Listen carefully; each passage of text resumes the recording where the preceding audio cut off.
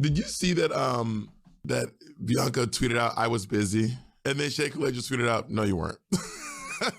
I want everyone to know I was not busy. I literally just did not get a call. They did not reach out to me. So I want everyone to know I was free as a bird with its tail in the breeze, bitch.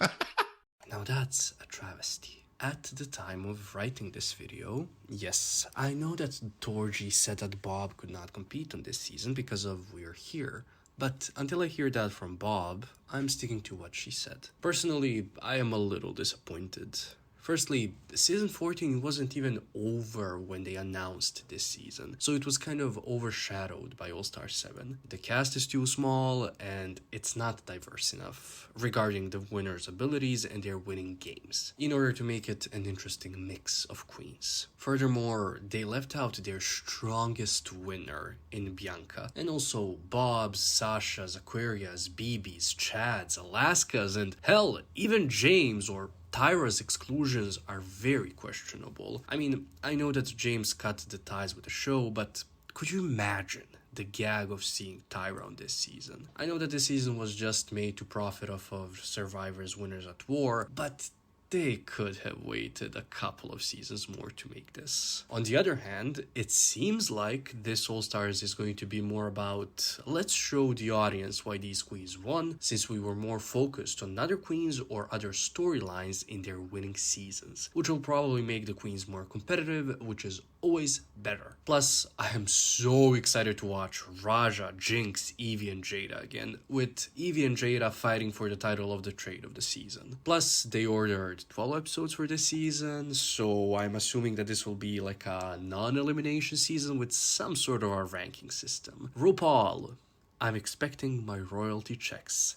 Thank you. How are we going to do this ranking? Well, since regular seasons have different formats to All-Star seasons, and even All-Star seasons between each other have different formats, we'll be looking at percentages. Let's take Raja as an example. She earned 44 points out of the 72 points possible in Season 3, so that means that she earned around 61.11% of the points. However, we have to look at another thing here, mini-challenges. Mini-challenges in my book carry minimal points, but these seasons don't all have the same amount of mini challenges. When I say these seasons, I mean the seasons that these queens won. Thus, we'll also be looking at the queen's points without the mini challenges, which for Raja means that she earned 42 points out of possible 60 or 70% of the points. Do you see how big of a difference that makes? For some other queens like Trinity, Monét, and Shea, who did not have many mini challenges in their seasons, the difference will not be this big. After this, we compare the rankings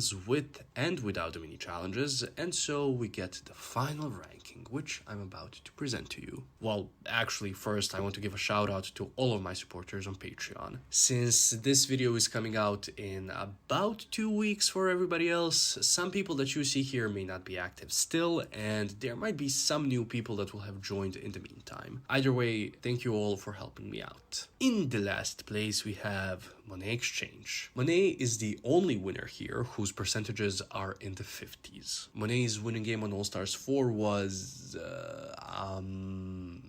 non-existent, really. She had 3 top 2 placements, but only 1 shared win. She didn't have any big moves nor any big moments. She just kind of was a non-factor in the season, which is a shame to say, because if she had been edited more properly, her win with Trinity would have made so much more sense. Also, it's a shame that Bob is not on this season with Monét, because that would have been a gold mine. Holy shit.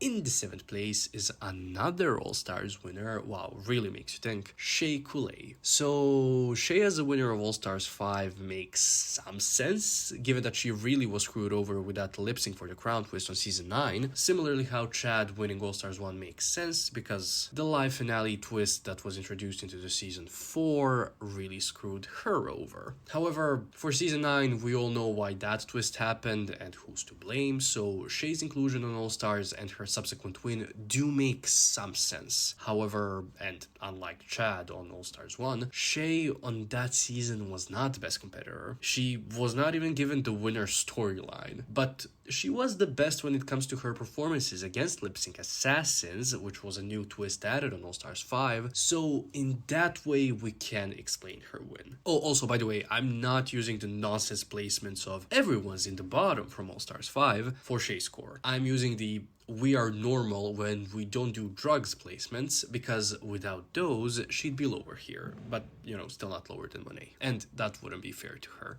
In the 6th place, we have Raja. So, Rajalina's inclusion on this season makes me so invested. I cannot wait to see her dominate the runway. I still stand by what I said. You know, that she won over Manila on season 3 because of her relationship with RuPaul and the production, but the legacy that Raja has left, the way that she built on top of BB's and Tyra's legacies and cemented runways as something important on the show, and not just drag, but something high fashion, is undeniable. I don't think that she will win just because of the whole conflict of interest of her being a long-time collaborator, maybe even employee with the company that produces Drag Race, but I wouldn't mind seeing her dominate these new girls. In the 5th place, we have Trinity the Tuck. Okay, so do we think that they will mention She Devil by Night on the show? Maybe they will do it in passing.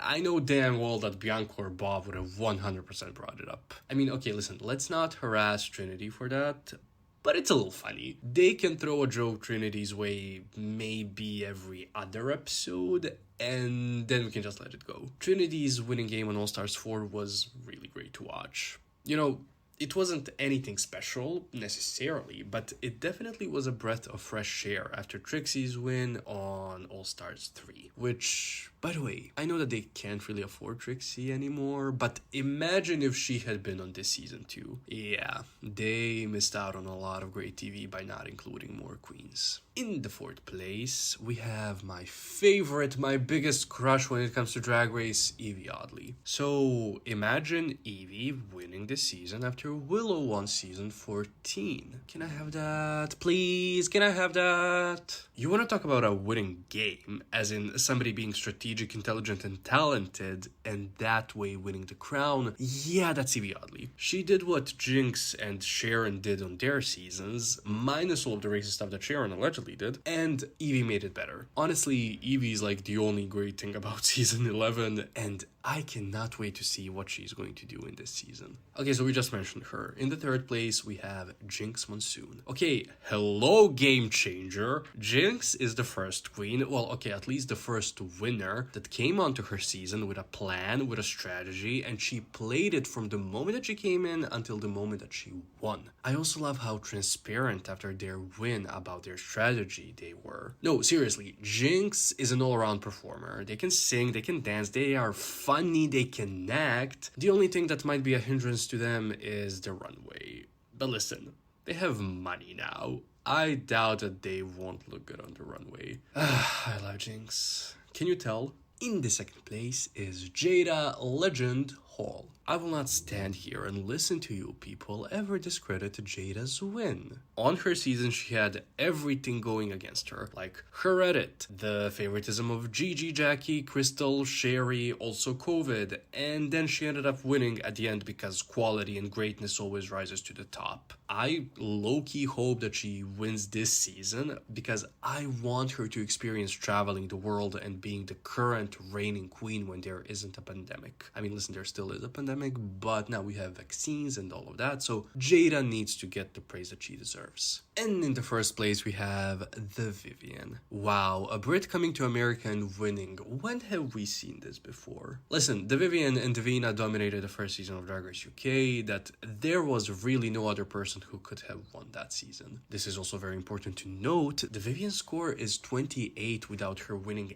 any mini challenges. She's a fantastic competitor. The only thing that could be her downfall is the fact that she looks exactly like Trinity, and I cannot differentiate them, so maybe the judges won't be able to do it either. And thank God Shea is not white, because otherwise there would be 3 of them, and the season would be so confusing to watch. Okay, so just to show you the tables, the ranking when we include the mini challenges goes as follows. The Vivienne, Jaida, Trinity, Jinkx, Yvie, Raja, Shea, Monét. But on the other hand, the ranking without the mini challenges is a little different. The Vivienne, Jaida, Jinkx, Yvie, Raja, Trinity, Shea, Monét. Each placement got them some points, we then added those points together, and then we got the final ranking that you just watched. Trinity and Yvie have the same score of 9, but Yvie won on her first try.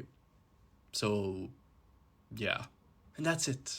That's the video. Whose team are you on? Personally, I'm team pre-VH1 winners and then also Yvie and Jaida. So, basically, all of regular US season winners. Do tell me who you're rooting for in the comments, and thank you for watching.